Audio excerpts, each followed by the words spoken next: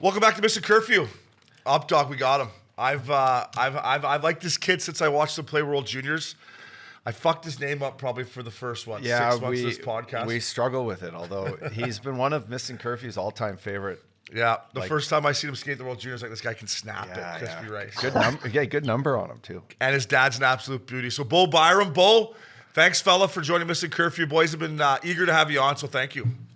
Yeah, no, thanks for having me on. I'm excited. I listen to your guys' stuff. It's awesome. So thanks. I appreciate it. I love, just first off, I love that you've kept your flow all summer long. You kept, like, in the playoffs, it was flowing out of the back of your helmet.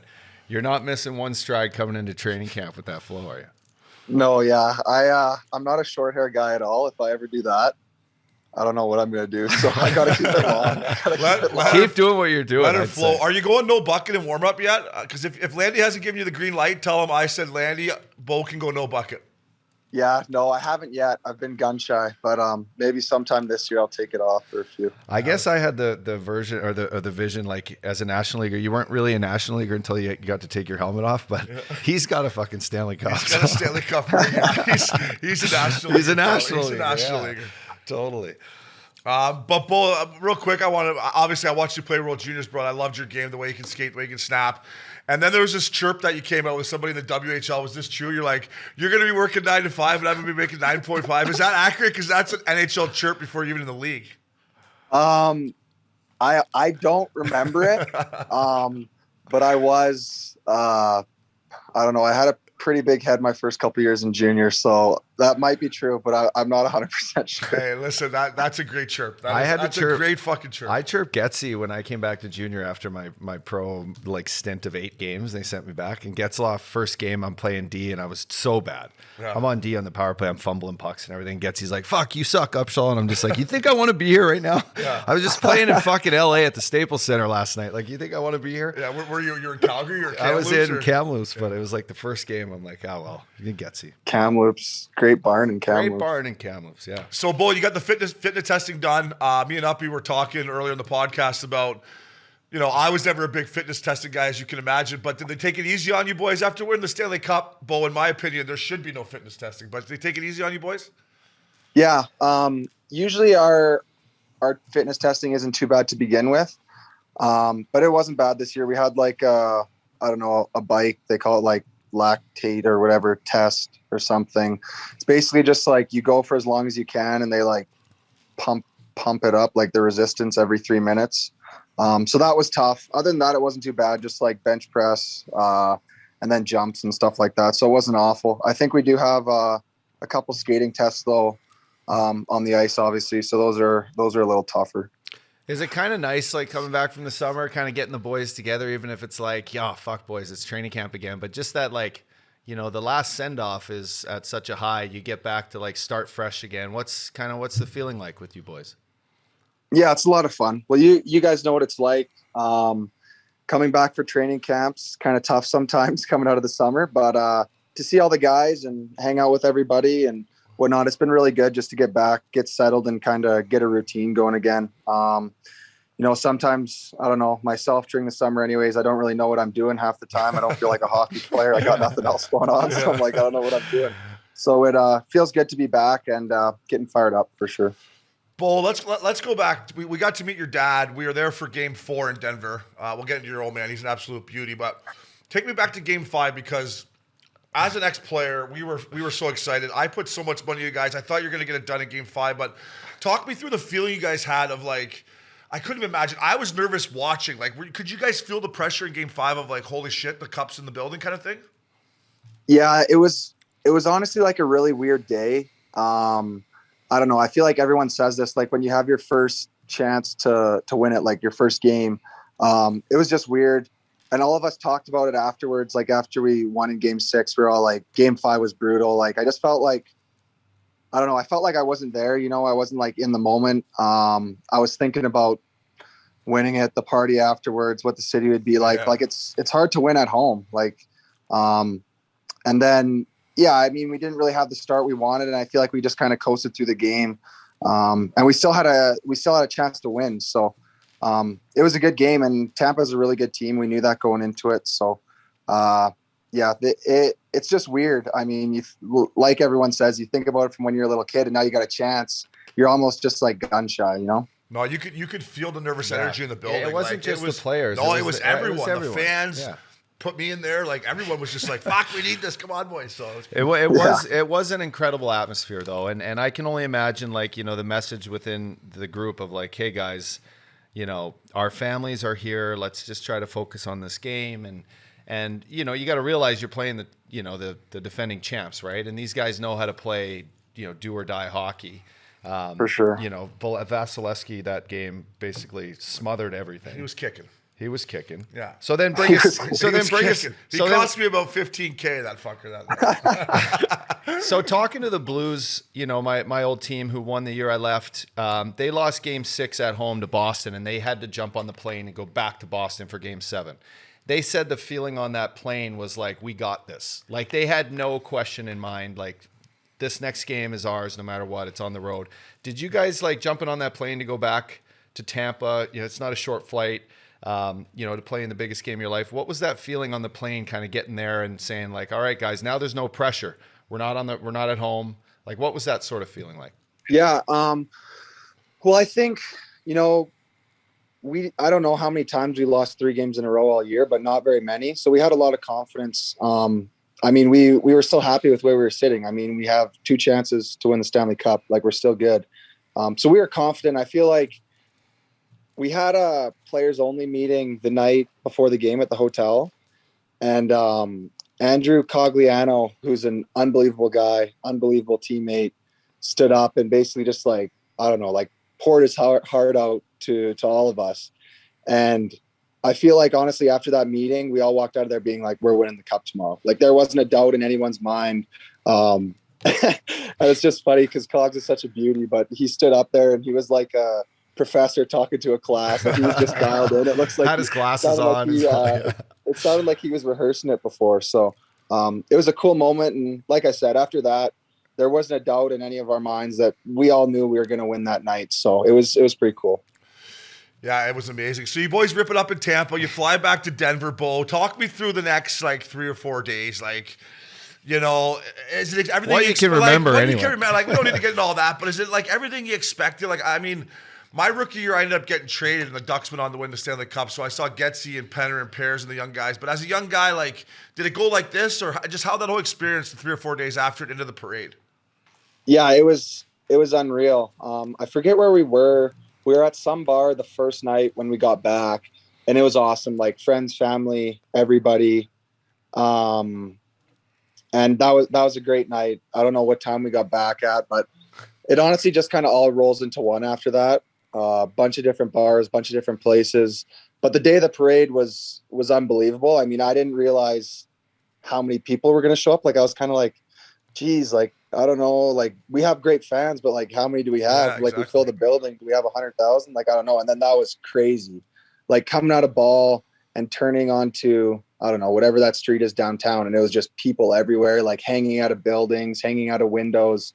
It was unbelievable. And then we had a night, I forget when that was. That was sometime after the parade, where it was just the guys, just the guys went out for a couple nights, and those were really good too.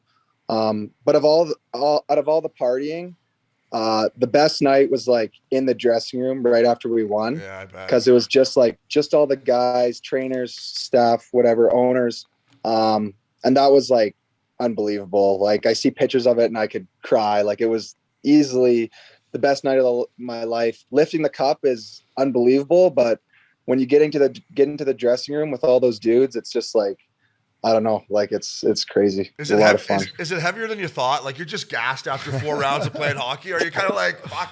Is it heavier than you thought? Your shoulders are falling off. You're just like, yeah. I was really taken off guard by it. Actually, it was funny. I picked it up. I was like, whoa, geez, like it's not like you can just throw it around. Like, yeah, you can't just throw it around. Like you got to be on your toes for sure. Speaking of throwing it around, you had one teammate come into the pile with the thing and almost killed. I mean, he almost killed Mackinnon. Who was that again? I don't know how to say his name. How do you say his name, Bo? Abel Nicholas. Yeah. Abe Kubel. Yeah. Oh, yeah. I mean, he put a good little dent in that little fucker right off the hop. Yeah. that was funny because it was just so fitting. Like if there's one guy on our team that was going to do it, like it was going to be him. Yeah. So it was just like, oh my God, man. I like the kid's game, but you don't let the fourth liner bring the cup into the team pick like that. That's one of the half-wall guys, like Gabe or someone should have grabbed it. He came in just like dump and chase and dropped it. Hey, who was the guy? Who was the guy that you recall like kept his gear on the longest? Like I picture me if I ever won the cup. Like if I ever won the cup, I ain't fucking taking my gear off. I might get on the. But when you did, look out. I might get on the plane with this. But when he did take his gear off, look out. Like who was there? A guy you're like, holy shit, we're taking off here. We're bringing this cup back to the hotel, and he's like, I'm good. I'm just staying here. I'm gonna smoke another cigar. I'm gonna hang out. I honestly don't remember, man. Like leaving the rink, I was like so far gone. Like it was, it was insane. I don't remember. There was a lot of guys in their gear for a long time. And then finally the rink came and was like, hey, like you guys got to leave. Like we want to clean everything up. But there's a lot of guys in their gear for a long time. You're like, leave the key with us, boys. We got it, all right? Your run's over. Exactly. We'll lock up here. We'll turn the lights off. Yeah, sorry, Tampa. You guys are packing up for summer. Yeah, you had enough fun, Tampa. Leave the key for us. But, Bo, talk us through your day with the cup. Obviously, we got to know your dad a little bit in Colorado. Absolute beauty. Just talk about that experience, bringing it home. Cranbrook, right? Yeah, Cranbrook, BC. Cranbrook's been pretty lucky. They've had the cup quite a few times. Scott Niedermeyer a few times. Him and his brother Scotty. That time in Anaheim. Brad Lukowicz. Yeah, Luko, I played with him. Yeah, there's quite a few guys from Cranbrook that have brought it back. So, but not in a while. So it's pretty cool. I don't know, like community stuff in the morning. Went to the hospital, like the police department or station, fire department.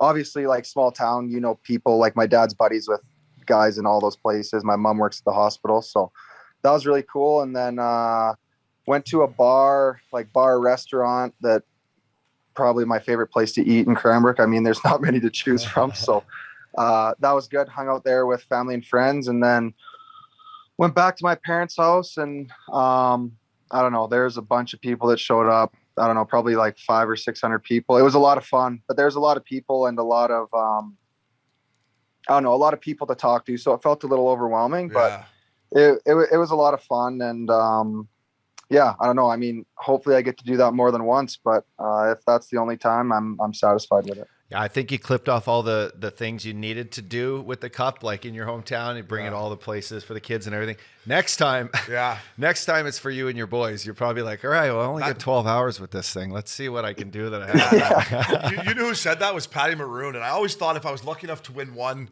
but if you win one, then the next time you're like, now I can do everything I want. Now, like I really get to. My family gets to really enjoy it, you know. And I hear just stories. You know, I think it was Braden Shen telling me that like his leg was so sore from the whole day with the cup because like no one can lift. You're the only one that can like lift it for people, right? They're strict on it. And he's like, and every time you rest it on your thigh, like it's just like this full day of like my hip flexors just in one. Yeah, so my arms were like dead the next day, like sore, like I couldn't move them. That's a good feeling though, eh? Because everybody wants to drink out of it too. So you lift, and you're the only one that can pour drinks for people out of it. So you're pouring drinks all day out of it. Eventually, you just gotta say like, "Hey, enough's enough." But it was good. The next time you win it, just do what O'Reilly did. O'Reilly made a couple of young guys come to his party and said, "Hey," because they were strict on it. Like unless you won it, you couldn't dish out drinks. So I think it was like Thomas and your boy Fabry came to O'Reilly's and took a little pressure off him of having to dish it around the whole party. Because it does wear you down as both sides. Yeah, that's smart for sure. Did your dad have a few drinks out of it or what? I'm assuming he had a few out of it. Big Sean, that guy's hands are absolutely enormous. He's got a fucking big old paw on him. Are your hands big like that? My hands, no, they're not huge. I don't know, like smaller size. I'm like a fucking animal. Yeah, he's a bear, man. He is a bear. But he had a good time. He had all his redneck buddies there. Well, all of our redneck buddies, I guess. So it was fun. We had a blast. He was giving her all night, so it was good. Well, I want to ask you about the Stanley Cup ring. I think you guys probably get an opening night, right? Is that the plan? Yeah, I think so. Yeah. Have you seen any glimpses of what it's going to look like? And second, I always thought if I won one, I was going to rock it everywhere. Are you going to wear it? Or are you going to keep it safe? Like, what's your plan? Or just kind of wing it? Because if I won one, I always thought I'd wear it fucking everywhere. But maybe that's not the realistic play. Yeah. Well, none of us have seen it. Well, at least that I know of, none of us have seen it. It's done, obviously, and ready to go, like they have all of them. But no, I'm fired up for that. It's kind of something cool because you have the whole summer, whatever, and then you get to get your ring at the end. Like you almost forget about it at times, and then you're like, holy crap, like this might be the coolest part of it all, right? Yeah, exactly. So, I've thought about it a bit. I don't have I'm not really like a watch guy or anything. So if I have a big event to go to, I'll wear my ring instead of a watch, I guess. Yeah. Wear that thing, Paul. Wear it out, buddy. I'd be wearing it. Yeah. There'll be a time and a place, but I don't know. I always thought I'd rock it, it's but a lot of guys don't. A lot of guys Yeah. keep it, just for special events. But just for the special events. Yeah. I was always a single guy. I thought if I wanted, I was wearing it. Yeah, the old charity nights, the casino nights. How you doing there? I'd like to switch to this season, Bo, and just you being healthy, coming off a big run. You got to be excited for to play a full season. Obviously, as a younger guy too, man. I'll tell you, I was injured. I was injury plagued my first couple of years. It was tough. You battled injuries. You got to be excited to come in fresh and to be, I'm sure the mission for you guys this year is to win another one. But I guess just the feeling for the upcoming year and what kind of these guys are excited about. Yeah, we're all excited. I mean, to have the chance to win the Stanley Cup, first off, is unbelievable. And then, we still have a really solid team. So we should have a good look to hopefully win it again. And we're all ready to do that. It's kind of a contagious thing. Like, I don't know, texting with a lot of guys over the summer, we're like, man, like this was awesome, but like, let's do it again. Like, let's not just stop here. So I really like where our group's at. We're all focused. We're all ready to go. Short summer, obviously, but I feel like everyone did a good job of getting their bodies prepared. So yeah, it's an exciting year for me too. Like you said, struggling with injuries, it's frustrating, especially last year. I felt like the first 10 games I was finally playing how I could in the NHL, or how I thought I could in the NHL. And then getting hurt and just kind of being a bit of a gong show after that was frustrating. But I'm excited, hopefully I can stay healthy all year and play a full season. That would be huge. And that's the goal. So it's exciting times. You guys know what it's like coming back into training camp. You're always excited to get going. Yeah, I agree. And you were my pick for the Calder last year. And I still think you would have won it if you wouldn't got hurt. Yeah. No disrespect to Mo Sider, but Bo, talk to me sitting right here, right now. We talk about playoff hockey a lot. And as a young defenseman, how much more of a veteran you feel like with the 4 playoff series, winning the Stanley Cup, playing big minutes? Like, you got to be feeling pretty confident heading into this year with the experience you got in that run. Yeah, for sure. Because I've only played, I don't know, I think I've played 49 regular season games. And even at the end of last year, like before playoffs, I'd get on the ice and I'd look around. I'm like, oh crap, like their top line's out. You're a little nervous. When you're young and you're like looking around all the time, like who's on the ice? I don't want to get burnt. Yeah. But like, just like, I don't know, throughout the cup run, I guess I just started to feel a lot more comfortable. And I started to play well as well. So it worked out for me. But yeah, the hockey's so much different. Like it's crazy actually, like watching a regular season game than watching a playoff game. You guys know, like it's a 180 degree difference. Like it's not like a little bit, like it's like insane. Yeah. So I feel like that helped me a lot. Like I said, I've only played 50 regular season games. So to get 70 intense every night's the team's best playoff games was huge for me. And I definitely have a lot of confidence now coming into this year. Yeah, and I bet you're going to notice right away, not so much offensively because you've already been gifted, but when you see plays that you saw playoff, you're going to see them this regular season defending that are going to be even slower. Yeah, like you're going to notice a huge difference. And if you've only played 50 games, does that mean you're still up for the Calder? Because if so, I'm going to put. Are you still eligible? Or I think you might be. No, I think it's 40 or 45 because I know I'm not eligible. I just missed it. I was just going to put some money on you on DraftKings if you were. I was going to hammer you right now. hey, Bo, I'm not, Obie was a defenseman here. I obviously, being a forward. You're a responsible forward though, eh? Yeah, I turned into one. I had to. I wasn't playing. But I caught you in Edmonton. I did a little interview with you before, one of the games in the conference final. I had a chance to talk to EJ and Eric Johnson in between periods one day. And I specifically asked him just about you and your growth in the playoff run and what it was like to play alongside you and how like a veteran and a young guy, how you got to communicate, and like your games are so different. Although I think EJ, when he was younger, played a lot more like you. He jumped in the rush what have you learned from like a guy like that, and how do you guys feed off each other when you're out there together? Like, it seems like he lets you run and gun, although you still play a great style coming back into play. But what has he been able to teach you throughout the last like three months of that season last year?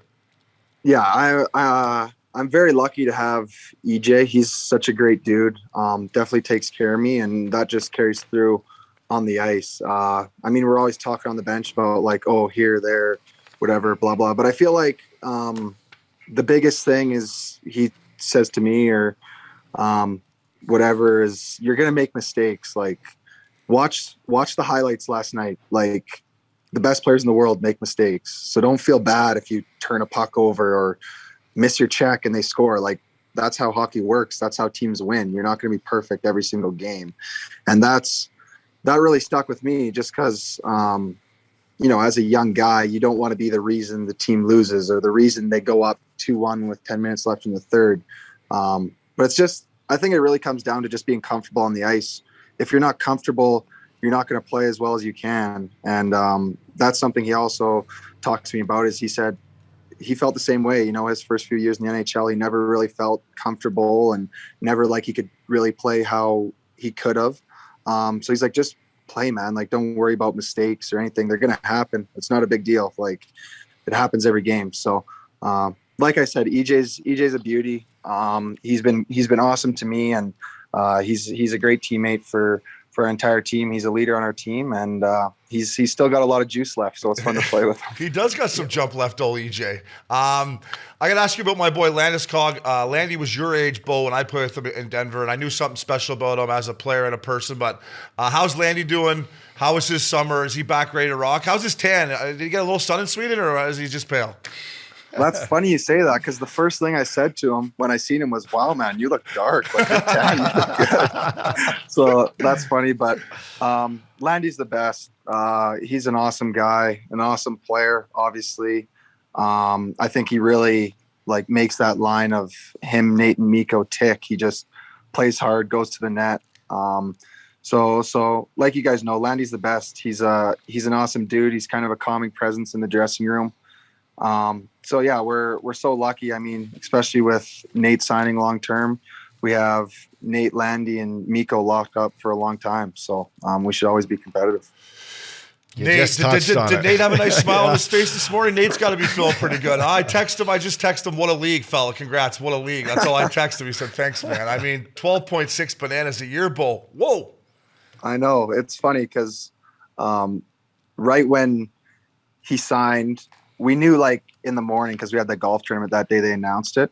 And I came in there and we were eating breakfast before we were golfing. And Cogs was like, oh, I guess Nate signed. I was like, oh, really? He's like, yeah, just wait. So then it came out and we see all the numbers. And Cogs comes up to me, he goes, did you see that? I was like, yeah. He goes, yeah.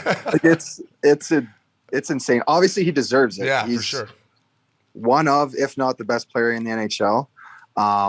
And it's cool to see him get rewarded like that, because he works so hard. He's so dialed into everything. He does everything possibly in his power he can do every day to be at his best. So he really deserves it. I'm really happy for him. And obviously I'm happy that he's going to be staying in Denver for 8 more years, I guess. Hopefully get some easy apples off of him. Yeah. You're going to get some easy apples for sure. But whatever night of the road he breaks out that credit card for a team dinner, Bo, don't be shy on that wine list. I don't know if you like wine, but just start firing. Yeah. 100 bananas, that's nice. I never played with a guy that made that much cash. So Bobby Lou, I think, made like 8 or something. And our boy Kyle Keefe, Kiefer, he loves you too, by the way. We golfed with him last year in the playoffs, and he spoke so highly of you. But he tweeted something yesterday just saying, like, Colorado locked up, like a list of guys. It's got to be promising to know you. You're part of this young group there, a young core group. You'll be there for a long, long time, but that gives you guys a chance to win every year. That's a big tip to the cap to Sakic and your ownership, the Cronkies, for getting this done. But that's exciting, man. With that group of guys cored up like that, it's run and gun, and it's let's go, baby. Let's go, yeah. Yeah, for sure. Well, I think if you just like look how our team's built, we have possibly the best center in the league locked up. Probably the best center in the league locked up. We have, in my opinion, the best right winger locked up and the best left winger in Landy locked up. So we have, and then to top it off, we have Kale, who's probably, I don't know, he's unbelievable. He's a cheat code. He's a cheat code, Kale. Yeah, he's exactly. a cheat code. So, yeah, it's very awesome. exciting. And then we also have so many good depth pieces, guys that don't really get as much credit, or I guess they're starting to get credit now, but like Nichushkin, who's just an absolute horse for us. He signed, Mackinnon signed, who was unbelievable for us in the playoffs. So it's definitely exciting. And like I said, we all want to win. Like, it's not like we're satisfied. So it's a great group of guys. Yeah, Kiefer's a beauty. He loves you. It's nice having guys like Kiefer, that whole altitude team around you guys too, right? Because it helps having media guys there that are fun, make you guys look good. It's everything about the Avs right now that feels good, right, Bo? Yeah, for sure. No, it's an awesome organization to play for.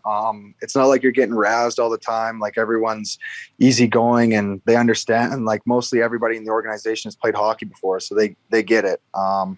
And it's a lot of fun. Coming to the rink every day is a lot of fun. Our coaching staff's unbelievable. Yeah, it's just a great spot to be right now, and hopefully we can keep winning and keep it rolling. Well, we appreciate you, buddy. I've been a fan of yours for a long time. I appreciate you coming on here. It means a lot to me and the Updogg. Go get them. My only suggestion is take that bucket off, fella. It's time. Take that bucket off. And listen, my only advice, stay out of the corners. Don't go below the dots in warm-up, and you won't get hit with a puck. Stay above the dots, and you'll be just fine. Exactly. Yeah, exactly. And I did want to add this. Is Zegras, down here is Zegras. I know he's going to have his bucket off this year. Fuck yeah. He loves you and the way you play. You guys obviously both, battled each other as younger kids. You're part of a young movement that's going to take this NHL to the next level, whether it's, getting involved in the media and stuff. But you guys are the face of the NHL, so own that, buddy. Keep rocking. We appreciate you coming on Missin Curfew. Nice flow, and good luck this year, bud. Go get him, fella. No, thanks, guys. It was good chatting with you. Thanks for having me on. I'll be on again if you ever want me. So, thanks. All right, fella. Have a good year. Have a good year, Bo. Awesome. Well, that was Bo Byram. Attaboy. That was a good get, fella. Bowen Byram. You didn't fuck up his name this time. Nah, I won't fuck it up anymore. I think Byram. the fact that you originally messed up his name means that you love the kid. I love the kid's game from the first time I seen him play World Juniors. He reminded me of Duncan Keith 2.0. I love how hard he passes the puck. It's a great style of play. Yeah, fucking crispy. The way he tough. skates. He can battle. He's got speed. Yeah, I think, and I wanted to ask him, but I always was told like the best players in the league, and I'm going to consider him one of the best young players in the league, right? Sure. They're always working on their game. So I wanted to kind of ask him, what part of your game do you think you work on, this summer, or what is it? Because like Sid the Kid back in the day, Sid wanted to work on his face-offs, right? So then all of a sudden he's a face-off guru. Totally. Then he wins every fucking draw. Or then he wants to work on his shot and he scores 50. And then, so what is it as a young player? It's a great point by you. And if I knew Bo as well as I knew Mackenzie Weegar, let's say, I would say, Bo, work on your shot. That's all he needs. If he can get his shot to where, it's a threat. It's a threat. Because right now, if you had to grade him, that would be, hey, you don't have probably a National League shot. And it's something that, with work. For sure. You can work on your shot. I always thought like the curve on your stick determines whether or not you have like an explosive shot or just like an average one. Yeah. But then you sacrifice like puck control. If you have like a shooting curve, I had a fucking heel curve. Yes, I could shoot it, but you throw one sometimes on my backhand, she gone. No, but you know what I mean? Like I know, but it's the Adam Oates theory. Like the Adam Oates theory is you need to have a toe curve to stop the puck from spinning. Have you ever seen Adam Oates' curve? Yeah, his blade's like this. So my first NHL training camp, he was with the Ducks a couple years earlier. His stick was in the back room, so I just went and looked at it. It's like the grossest thing you've ever fucking seen. Maybe we'll have to do a segment on curves. I got a bunch of sticks here, right here. That's Binger wants us to do some stuff with the sticks. Binger, yeah. I got a bunch more at the house too. Brento brought me down. Did he? I got 100 sticks at the house. You couldn't fit another thing in that fucking garage you got at your house. We should do a segment on how much shit you got. It's tight right now, bud. No, it's put together. Yeah. But you're using every square footage of that garage. Hey, come over, bud. I was over for Izzy's birthday. Well, that's right. I'm gonna come see Beckham once I'm giving him a couple weeks to come. Yeah, come on by. Yeah, so Uppy, great get, Bo Byram. Listen, good luck to that kid. We were just looking at the Colorado Avalanche. We're looking at their team here. Are they your pick? I got some time. They were my pick last year, as you know. It's no secret if you want. It's hard to pick against them. Look at. I don't think you're going against the odds if you take him to win the Stanley Cup. No, mark my words. Evan Rodriguez, 1 year, 2 bananas. That signing is going to be huge for the Avs. So What is he, 25, 30? it's 29. No, I mean goals. I mean, He's going to go over 20. yeah. Yeah, I'd see that. Yeah. If he gets his looks on the peeper, because there's a lot of guys out there ahead That's of him. true. He's not getting on that first unit. I'll tell you that. Even our buddy Bo's probably not getting on the first unit. That first unit's loaded. All right, we'll save this for the next show. Yeah. All right, Updogg, thank you. Maxi, banger. I was missing Curfew.